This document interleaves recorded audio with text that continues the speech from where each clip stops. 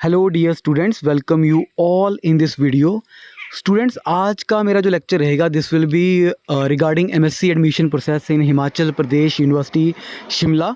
कई बार मेरे चैनल के ऊपर कमेंट आया हुआ है बच्चों का कि उनकी इंक्वायरीज़ होती है रिगार्डिंग एमएससी एडमिशन प्रोसेस। कई बार बच्चे पूछते हैं कि जब आपका एंट्रांस हो जाता है तो उसके बाद अब क्या होगा। रिज़ल्ट के बारे में पूछते हैं बच्चे।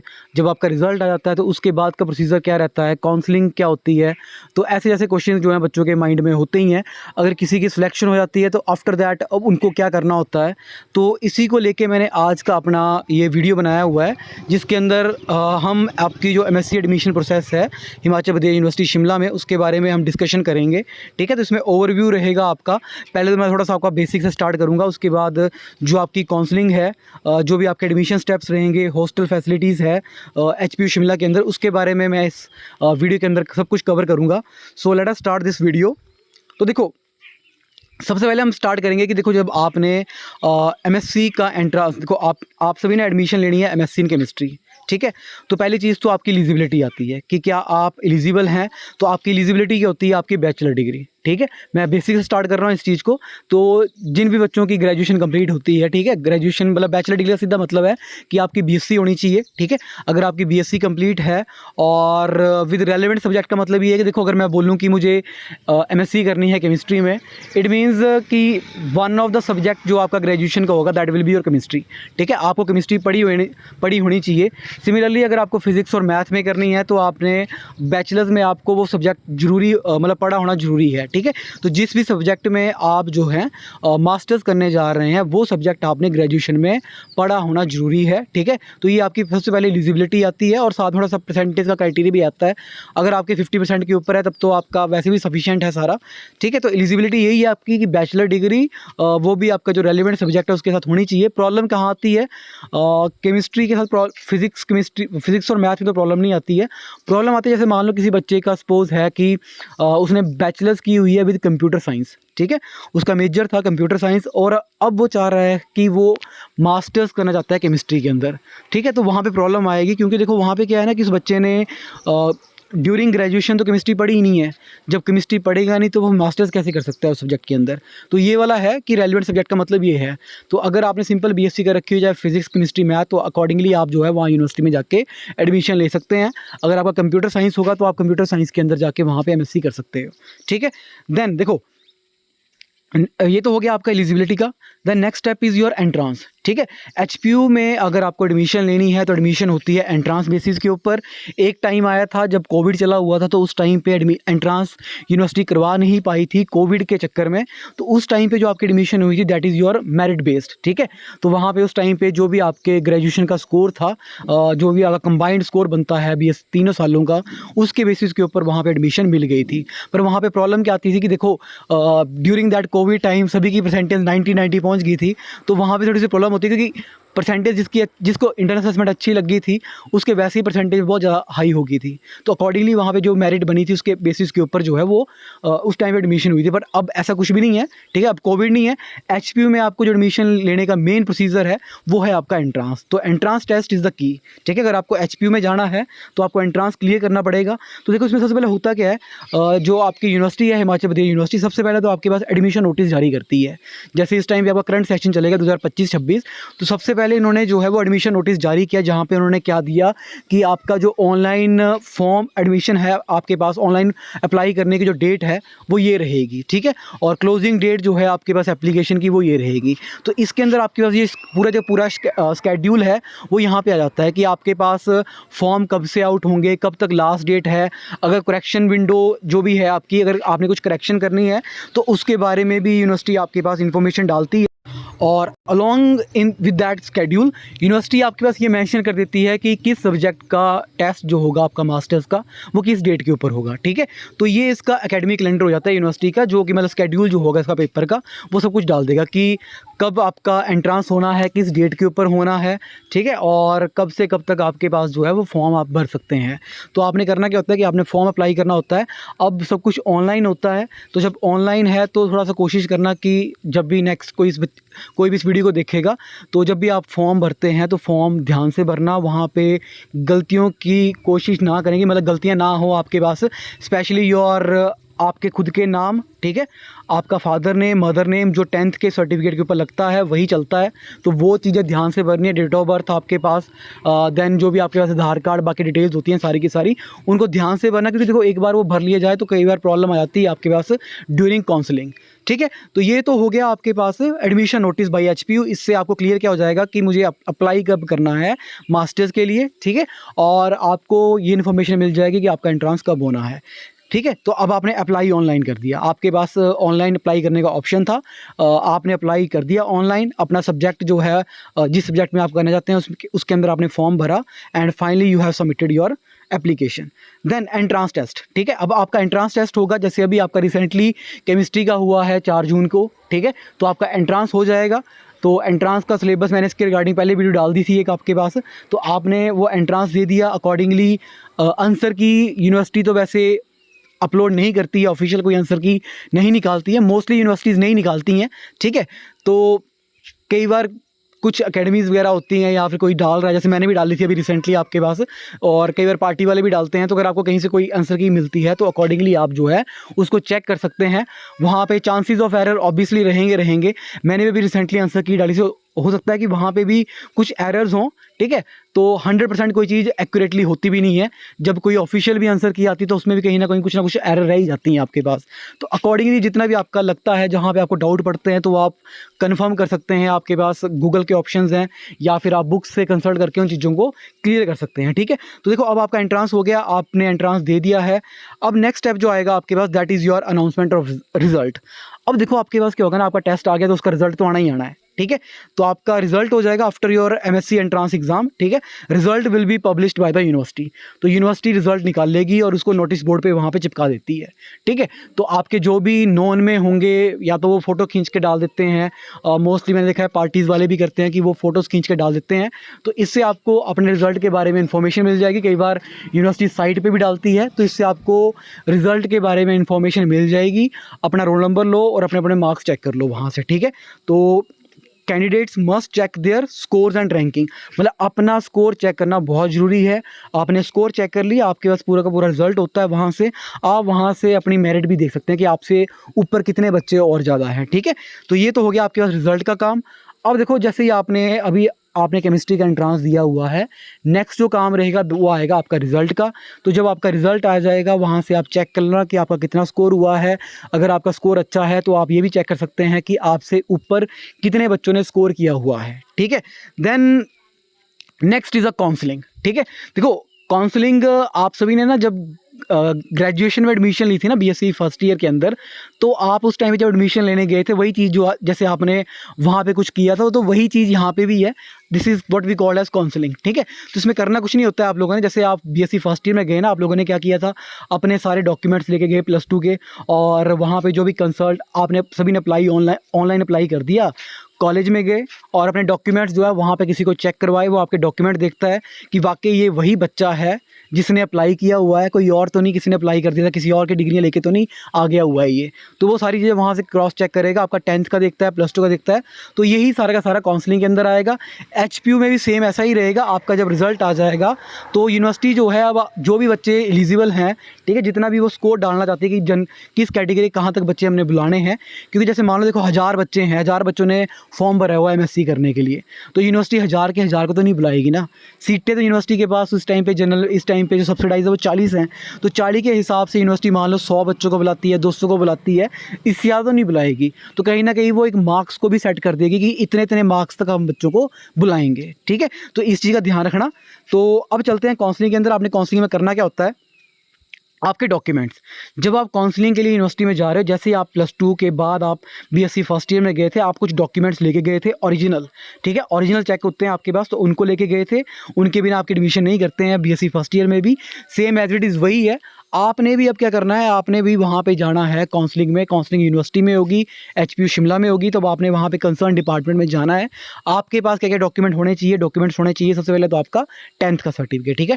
10th का सर्टिफिकेट बहुत ज़रूरी है, जो आपने नाम भरा होगा एडमिशन फॉर्म के ऊपर, ठीक है। जब आपने ऑनलाइन अप्लाई किया था तो वो नाम वेरीफाई होगा आपके 10th के सर्टिफिकेट से, ठीक है। आपका नाम, आपके फादर का नाम, आपके मदर का नाम और डेट ऑफ बर्थ, ये चारों चीज़ें जो है वो आपके 10th के सर्टिफिकेट से क्रॉस चेक की जाती हैं। अगर एरर हुई तो अब डिपेंड करता है उनके ऊपर कि वो आपका फॉर्म रिजेक्ट तो नहीं करना चाहते वहाँ पे उस टाइम पे। तो इस चीज़ इसलिए मैंने बोला कि ध्यान से आपने जब भी अप्लाई करना है तो इन चीज़ों को ध्यान में रखना।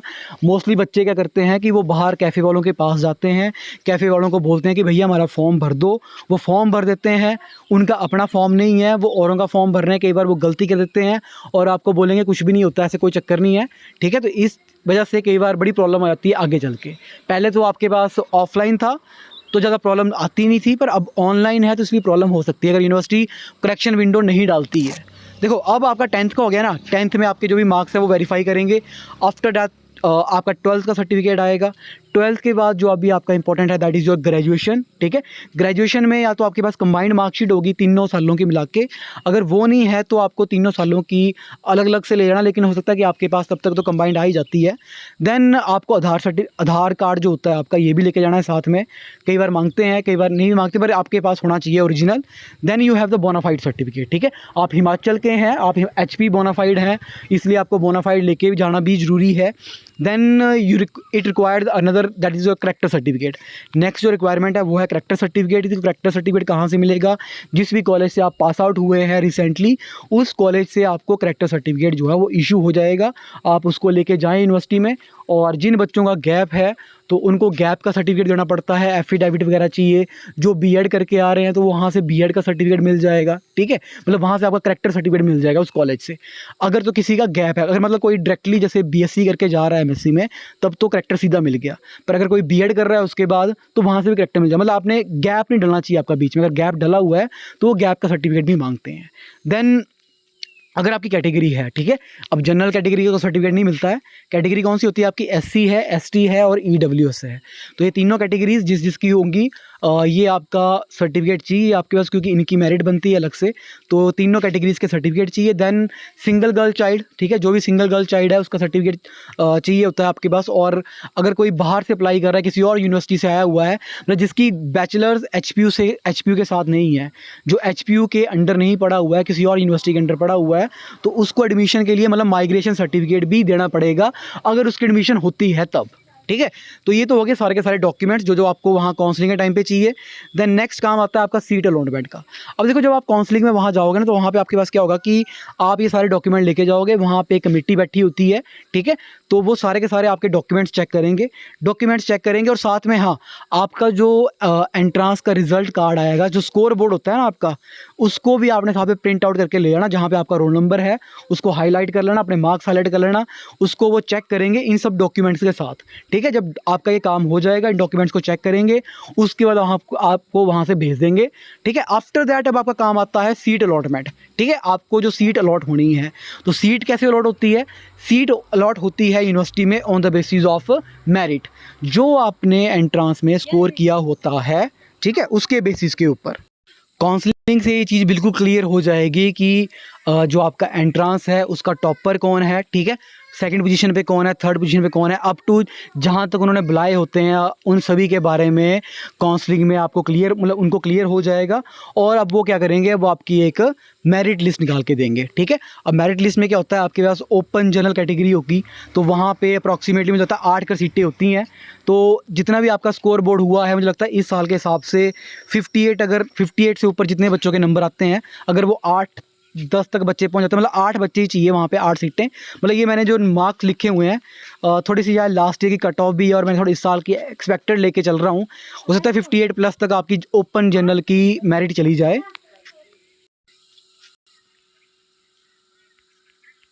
तो देखो ओपन जनरल में आपके पास जब मेरिट बनेगी, मतलब अब मेरिट देखो कंबाइंड बन के आएगी, इन सभी सीटों की मेरिट कंबाइंड ही होगी। तो उसके बाद आपके पास जनरल में आती हैं अप्रॉक्सीमेट 70 to 80 सीट्स आती हैं आपके पास। तो वहाँ पे भी कट ऑफ आएगी, कुछ ना कुछ कट ऑफ रहेगी। ये मैं इस साल के लेके चल रहा हूँ, 53 प्लस ही लेके चल रहा हूँ मैं। Then you have SC category, उसमें 6 सीट्स हैं। तो 6 सीट्स में मैं 48 प्लस तक लेके चल रहा हूँ कि शायद इतनी कट ऑफ जो है वो एचपीयू में जा सकती है, उससे तो ऊपर नीचे हो जाए, ये तो मैं ऐसे ही एक्सपेक्टेड लेके चल रहा हूँ। देन एसटी कैटेगरी में 3 सीटें हैं। अब डिपेंड करता है कितने बच्चों के मार्क्स कितने कितने आए हुए हैं, ट्राइबल वालों के मार्क्स कितने आए हुए हैं। तो 40 प्लस मैं वहाँ पे लेके चल रहा हूँ कि आपके पास कट ऑफ जानी चाहिए। Then you have EWS category जिसमें मैं 50 प्लस लेके चल रहा हूँ, 4 सीटें हैं। और then you have single girl child, ठीक है। तो सिंगल गर्ल चाइल्ड की अगर 2 सीटें हैं तो आपके पास 45 प्लस लेके चल पड़ो। डिपेंड करता है, अब देखो बच्चों का स्कोर कितना कितना हुआ है एंट्रांस में, वो आपके पास काउंसलिंग के टाइम पे क्लियर हो जाता है कि किसी का स्कोर जो है वो 50 प्लस है या फिर आपके पास स्कोर जो है वो 55 प्लस गया हुआ है, 60 प्लस गया हुआ है, ठीक है। तो इसी के बेसिस के ऊपर जो है वो जो आपने मार्क्स लिए हुए हैं उन्हीं बेसिस के ऊपर आपकी मेरिट जो है वो डिसाइड हो जाती है। तो यूनिवर्सिटी क्या करती है, मेरिट बनाती है, ठीक है, और उस मेरिट को डिस्प्ले कर देगी आपके पास, ठीक है। रिजल्ट तो आ गया आपका, अब आपके पास काउंसलिंग के बाद जो भी आपके पास मेरिट बनेगी इस मेरिट को डिस्प्ले कर देगी। यहाँ से आपको क्लियर हो जाएगा कि आपको एचपीयू में सीट मिली है कि नहीं मिली है, ठीक है। आपको एचपीयू में आपका नंबर पड़ा है कि नहीं पड़ा है, तभी मैंने कहा था कि जो आपका एंट्रांस स्कोर होता है दिस इज़ द की। जितना ज़्यादा आप स्कोर करोगे आपके चांसेस उतने ही ज़्यादा होंगे कि आपको सीट एचपीयू में मिल जाए। अगर आपका स्कोर कम है, जैसे मान लो मैं आपको सिंपल एग्जांपल देता हूँ कि सपोज अगर किसी कॉलेज से किसी बच्चे के नंबर आए हुए हैं एंट्रांस में 75 और मान लो वो टॉपर है, अगर वो काउंसलिंग में जाता है तो ओपन जनरल कैटेगरी का पहला नंबर उसी का ही होगा क्योंकि वो हाईएस्ट मार्क्स गेटर है, टॉपर है, तो ऑब्वियसली वो उसी की सीट है। और अगर सपोज़ किसी बच्चे का स्कोर है वहाँ पे, किसी दूसरे बच्चे का स्कोर है 40 और वो है जनरल कैटेगरी से, और उसके ऊपर जनरल कैटेगरी में 100 बच्चे, 100 क्या 200 लेके चल पड़ो, तो उस बच्चे का नंबर कहाँ पड़ेगा एचपीयू में, ठीक है। क्योंकि एचपीयू में ओपन जनरल में 8 सीटें आएंगी और जनरल में 17 सीट्स है, तो थोड़ा सा ये देखना पड़ेगा। इसीलिए मैंने कहा था कि entrance score is the key. जितना ज़्यादा आपका एंट्रांस में मार्क्स आएंगे, जितना आप स्कोर करोगे, उससे आपके एडमिशन के चांसेस जो है बढ़ जाएंगे। जिन बच्चों का एचपीयू में एडमिशन नहीं होगा वो ध्यान रखना, हिमाचल में बहुत सारे गवर्नमेंट कॉलेजेस हैं अब जहाँ पे आपके पास मास्टर्स करवाई जाती है। तो अगर आप वहाँ से मास्टर्स करते हैं तो मतलब आपका जो नॉन सब्सिडाइज की फ़ीस है अप्रॉक्सीमेटली पर ईयर 80,000 के आसपास, वो आपको देने की ज़रूरत नहीं पड़ेगी, ठीक है। आपको सेम सब्सिडाइज सीट के मतलब उसी रेट के ऊपर आपको जो है कॉलेजेस के अंदर भी मास्टर्स जो है वो अवेलेबल हो जाएगी, डिपेंडिंग कि मतलब कौन कौन से कॉलेज में एमएससी है वो आपको थोड़ा क्रॉस चेक करना पड़ेगा। मैंने ऑलरेडी एक वीडियो बना के रखी थी इस चीज़ के ऊपर, आप वहाँ से उन कॉलेजेस में भी अप्लाई करना, ठीक है। एक तो हो गया एचपीयू, आपको रिजल्ट के बाद डायरेक्टली क्लियर हो जाएगा सभी को। चलो इस टॉपिक में हम बाद में आते हैं। तो सीट आपकी लॉट हो गई, ठीक है, मतलब सीट लॉट का मतलब है कि आपकी मेरिट जो है वो डिस्प्ले हो गई है अब, ठीक है। जब आपकी मेरिट डिस्प्ले हो गई है, अब इसके बाद चलते हैं, अब आपका आता है एडमिशन स्टेप, ठीक है। आप लोगों ने देख ली कि मेरिट आ गई और आपका मान लो मेरिट में नाम आ चुका है। अब आपने क्या करना है, आपने लेनी है एडमिशन। तो एडमिशन के लिए आपको क्या करना पड़ेगा, फीस देनी पड़ेगी, ठीक है। फॉर्म तो आपने पहले भर रखा था। तो अब आप क्या करोगे, आपकी डॉक्यूमेंट वेरिफिकेशन, चलो डॉक्यूमेंट ये तो चलो ये चीज़ मैंने पहले आपको ऑलरेडी बता दी, काउंसलिंग वाले में मैंने आपको क्लियर कर दिया था कि जब आप काउंसलिंग में जाते हैं तो वहाँ पे आपकी डॉक्यूमेंट वेरिफिकेशन होगी, वही चीज़ है सारी की सारी, ठीक है। मतलब वहाँ पे आपके सारे के सारे एंट्रांस का स्कोर बोर्ड देखेंगे, एकेडमिक सर्टिफिकेट देखेंगे, ये चीज़ मैंने आपको पीछे ऑलरेडी डिटेल में बता दी है। तो मेरिट लिस्ट जो मैंने भी आपको यहाँ पे ये चीज़ बता रहा था मैं सीट अलॉटमेंट का, ठीक है। तो ये आ गई आपके पास वो वाली मेरिट लिस्ट, ठीक है। आपकी जब डॉक्यूमेंट वेरिफिकेशन होगी सभी की तो उसके बाद फाइनल मेरिट लिस्ट डिस्प्ले कर दी जाएगी आपके पास नोटिस बोर्ड के ऊपर या साइट पे डल सकती है। वहाँ से आपने देख लिया कि आपका नंबर जो है वो पड़ गया हुआ है। अब है आपके पास रजिस्ट्रेशन और फीस पेमेंट, मतलब आपको अपनी सीट कन्फर्म करनी है। देखो अगर आपका मेरिट में नाम आया हुआ है और अगर आप फीस नहीं पे कर रहे हैं, मतलब सीट कन्फर्म नहीं कर रहे हैं, ठीक है, तो ऑब्वियसली आपकी जगह किसी दूसरे को सीट देनी पड़ेगी। तो इसलिए आपके पास फ़ीस पेमेंट का काम होगा। अब आपने करना कुछ नहीं होता है, आपने फ़ी पेमेंट करनी है, फ़ीस तो बहुत कम है, तो आपने वो फ़ीस पे करनी है जिससे आपकी सीट जो है वो कंफर्म हो जाएगी। अब वो किसी दूसरे कैंडिडेट को नहीं मिल सकती है। तो इसके बाद क्या होगा, आपके पास जब आप फ़ी पे कर दोगे, जो भी आपके पास नेसेसरीज फॉर्मेलिटीज़ होती हैं, ठीक है, मतलब जो भी आपने फॉर्म वगैरह फिल करने हैं सारे के सारे, एडमिशन आपने कन्फर्मेशन लेनी है, आपको स्लिप मिल जाएगी, तो वो सारी की सारी आपने चीज़ें कर दी। इसके बाद जो है आप वहाँ पे हॉस्टल्स के लिए भी साथ में अप्लाई कर देना, ठीक है। एचपीयू में आप साथ में ही हॉस्टल्स के लिए अप्लाई कर देना जिनको हॉस्टल चाहिए। जो तो जिनके तो रिलेटिव है या घर है उनको ज़रूरत नहीं है, पर अगर जो हॉस्टल लेना चाहते हैं तो वो साथ में अप्लाई कर देना। तो अब उसके बाद आता है आपके पास हॉस्टल के बारे में। देखो यहाँ तक आपके पास जो मेरे स्टेप नंबर 2 तक था, यहाँ तक सारा काम ख़त्म हो गया आपके पास कि आपने एमएससी के लिए फॉर्म भरा, ठीक है, एंट्रांस दे दिया, रिज़ल्ट आ गया, आप काउंसलिंग में चले गए, डॉक्यूमेंट वेरीफाई करवाए, उसके बाद जो है आपका मेरिट लिस्ट बन गई। मेरिट लिस्ट में आपने देख लिया कि आपकी एडमिशन हो गई हुई है। अब आपने क्या किया, अपनी सीट कन्फर्म करने के लिए आपने डॉक्यूमेंट जो आपने फ़ीस जो है वहाँ पे पे कर दी, तो इससे आपकी सीट कन्फर्म हो जाएगी। अब आपने क्या किया, साथ में एचपीयू में हॉस्टल के लिए भी अप्लाई कर दिया कि आपको हॉस्टल लेना है, इसके लिए आपने हॉस्टल का फॉर्म भरा और उसको साथ में सबमिट कर दिया, ठीक है। अब देखो, अगर मैं बात करूं हॉस्टल्स की ना, तो एचपीयू में हॉस्टल जो हैं वो भी सेम, जैसे मैंने आपको बताया ना कि मेरिट बनती है सीट एमएससी सीट के लिए, वैसे सेम एचपीयू में भी मेरिट बनती है, ठीक है। Hostels are allocated based on the admission merit, जो भी आपने एंट्रांस में स्कोर किया हुआ है उसी मेरिट के बेसिस के ऊपर हॉस्टल मिलेंगे। और अब डिपेंड करता है कि हॉस्टल में सीट्स अवेलेबल है भी हैं या नहीं है, ठीक है। देखो इस चीज़ को मैं बड़े सिंपल वे में आपको समझाता हूँ। जैसे मान लो, देखो आपको पता है ना एचपीयू अब पीजी डिग्री करवाता है, साथ में पीएचडी भी करवा रहा है, तो वहाँ पे बहुत सारे कैंडिडेट जो है वहाँ पे आते हैं। फिज़िक्स है, केमिस्ट्री है, मैथ है, देन आपके पास बॉटनीज है, जोलॉजी है, बायोटेक है, then you have various courses in art stream, ठीक है, हिस्ट्री, पॉलिटिकल साइंस, जितने भी होते हैं सारे के सारे, मतलब वहाँ सभी में उन कोर्सेज में मास्टर्स है, पीएचडी भी है। तो इसका मतलब क्या हुआ, बहुत सारे कैंडिडेट वहाँ पे मास्टर्स भी कर रहे हैं, पीएचडी भी कर रहे हैं। तो अब हर बच्चे को तो हॉस्टल नहीं मिल सकता है, या तो हॉस्टल बहुत ज़्यादा हों बने हुए, ठीक है। लेकिन अब शिमला थोड़ा सा हिली एरिया है, प्लेन एरिया नहीं है कि वहाँ पे बहुत चीज़ें बना सकते हैं। आपके पास हिली एरिया है, पीछे जैसे वहाँ पे बहुत भयंकर लैंडस्लाइड भी हुआ था, शायद आपने सुना होगा शिवबाड़ी के पास। तो उतना ज़्यादा वहाँ पे हॉस्टल्स नहीं है। हॉस्टल्स शिमला में अप्रॉक्सीमेटली मुझे लगता है 13-14 के आसपास हॉस्टल्स हैं, जिसमें से मैक्सिमम हॉस्टल्स गर्ल्स के हैं, बॉयज़ के तो 4 ही हैं। तो अकॉर्डिंग टू दैट हॉस्टल्स में थोड़ी सीट लिमिटेड होती हैं। तो वहाँ पे होता क्या है कि आपके पास मेरिट के बेसिस के ऊपर सीट अलॉट की जाती हैं, और साथ में हर डिपार्टमेंट को कुछ ना कुछ सीट्स देनी पड़ती हैं। इसलिए मतलब ऐसा नहीं है कि अगर मैं ऐसा बोल लूँ कि केमिस्ट्री में सपोज़ 20 लड़के आए हैं, तो पहले साल में 20 के 20 लड़कों को हॉस्टल मिल जाएगा।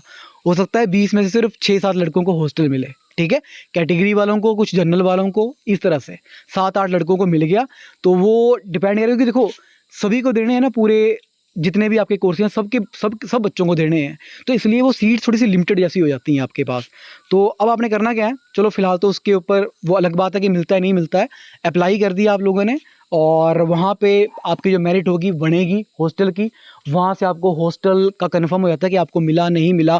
तो उसमें भी फर्स्ट मेरिट लिस्ट आती है सबसे पहले, फिर उसके बाद सेकंड मेरिट लिस्ट आएगी, थर्ड मेरिट लिस्ट आएगी।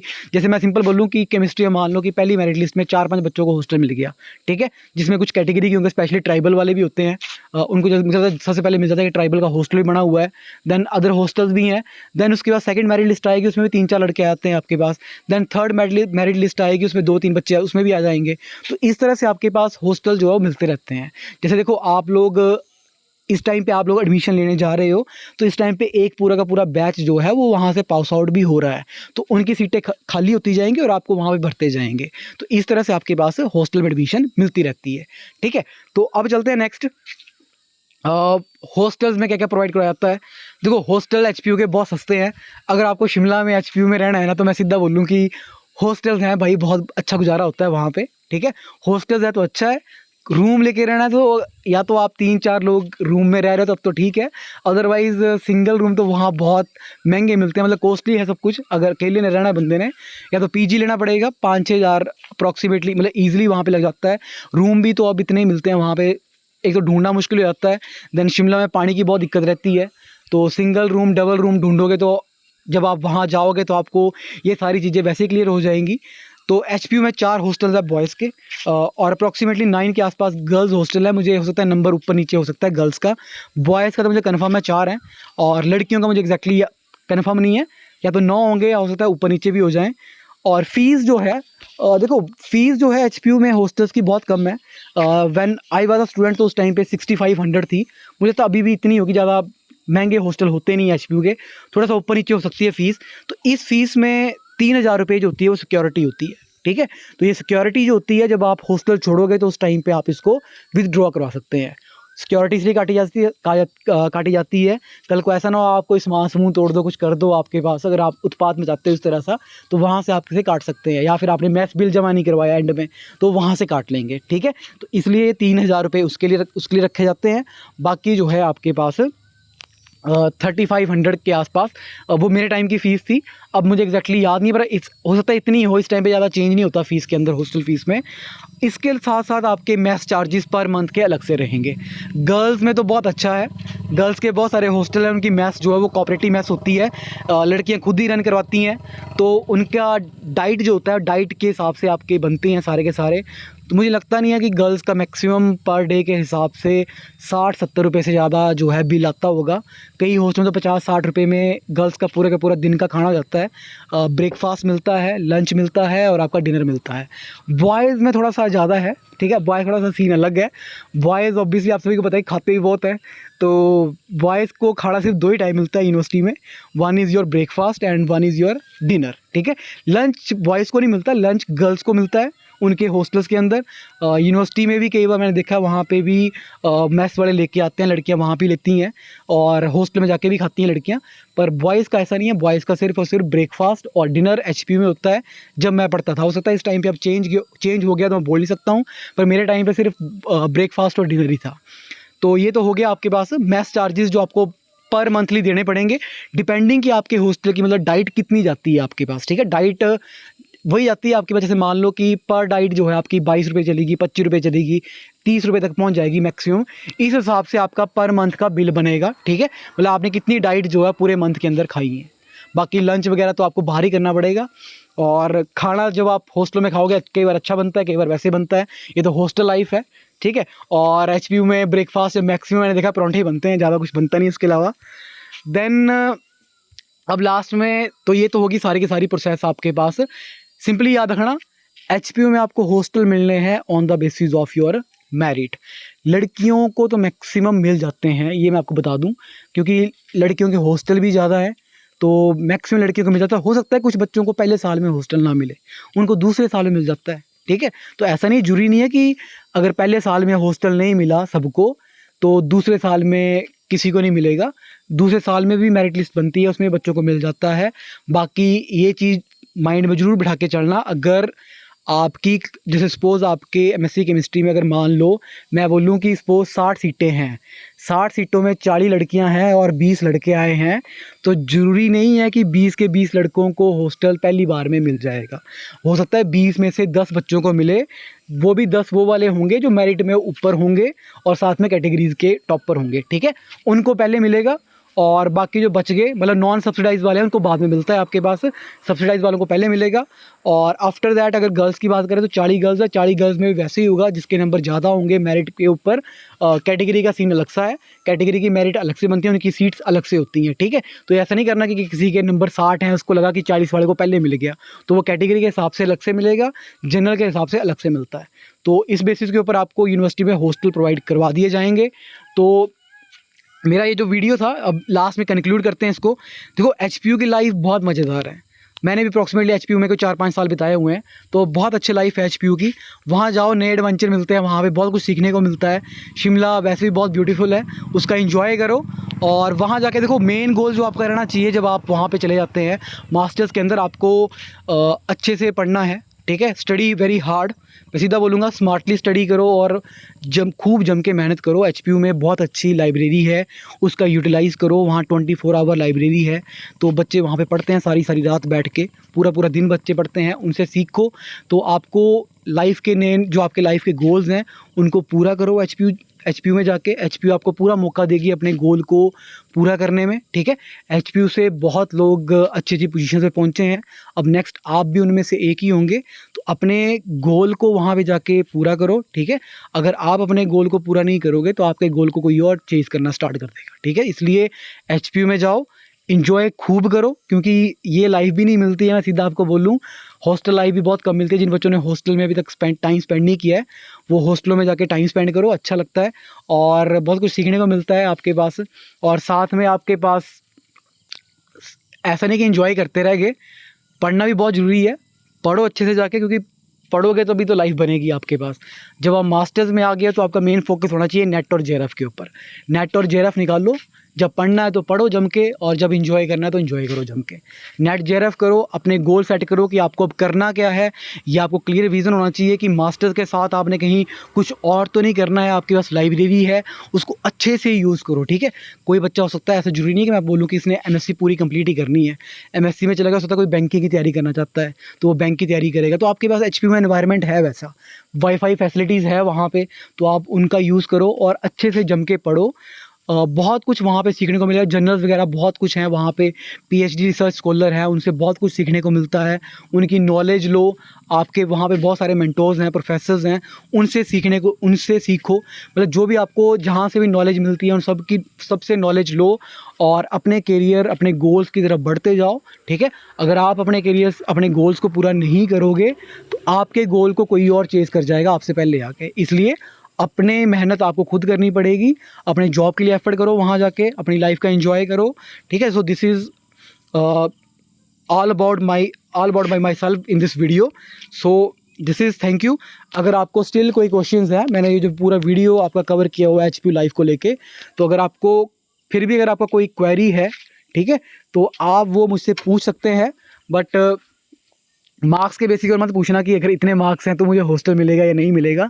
वो मैंने आपको सीधा बता दिया। जब आपकी मेरिट लिस्ट बन जाएगी ना, आपको क्लियर हो जाएगा कि आपसे ऊपर कितने बंदे हैं, ठीक है। तो जब आपको ये क्लियर होगा ना कि मेरे से ऊपर इतने बंदे हैं, तो आप लगा लो कि आपका नंबर कौन से वाला है, तो कितने लोगों को हॉस्टल पहले मिलना है। अब वो डिसाइड करती है आपके जब हॉस्टल से मेरिट लिस्ट बनती है, तो जब सीटें अवेलेबल होंगी तो मिल जाएंगे, ठीक है। अगर सीटें अवेलेबल नहीं है तो नहीं मिलेंगे, तब आपको इन दैट केस आपको रूम वगैरह लेके वहाँ पे रहना पड़ेगा। और रूम में भी अच्छा एडवेंचर होता है, तो आप वहाँ पे भी इंजॉय कर सकते हैं, ऐसा कुछ नहीं है। So this is all about this video. So still अगर आपको कोई डाउट है regarding your MSc admission process, तो आप वो मुझसे पूछ सकते हैं। So this is all about by my self. So thank you very much.